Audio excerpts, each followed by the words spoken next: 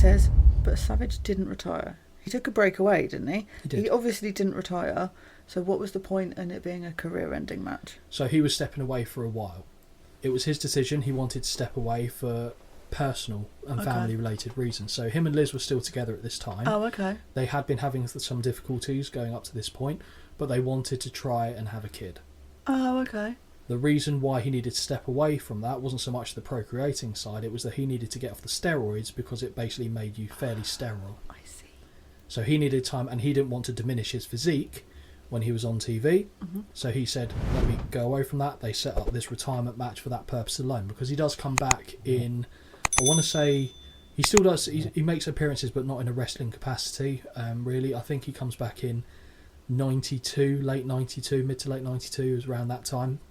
But he changed his attire because he was self-conscious of his physique. He started to wear like not the vest top, but like the all-in-one that goes into the legs as well. So he had his tights on that goes into, like, when I say a vest, like a unitard, but like that was on underneath the ish, but it's all kind of one suit. It looks like, and instead of like a thin strapped vest, it kind of goes to the shoulders because he wanted to cover. It gives the illusion of he's still brought, like, big, basically. Yes. Okay. And that's why he came back like that. Oh.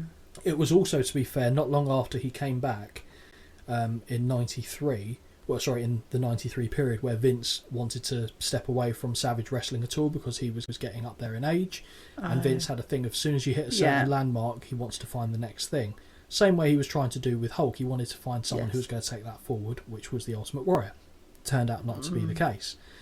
A little bit more backstory why Warrior wasn't the champion at this point.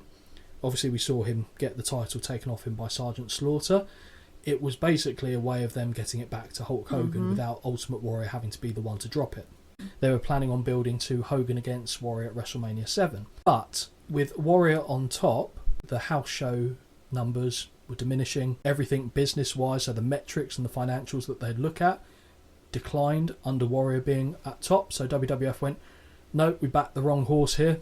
Let's get Hogan back. That was the reason why Warrior didn't get the type of title run that people were expecting him to, and what the WWF hoped would be the case. Okay. It's funny, actually, because you mentioned about why didn't they have the rematch. Yeah. Hogan's always got a thing where if he loses to someone, which is very rare in itself, he wants to know when he's getting his win back. Mm-hmm. He has to get his win back, brother. In WCW, when Hogan was there, he specifically got the company to bring the Ultimate Warrior in so Hogan could get his win back over Ultimate Warrior.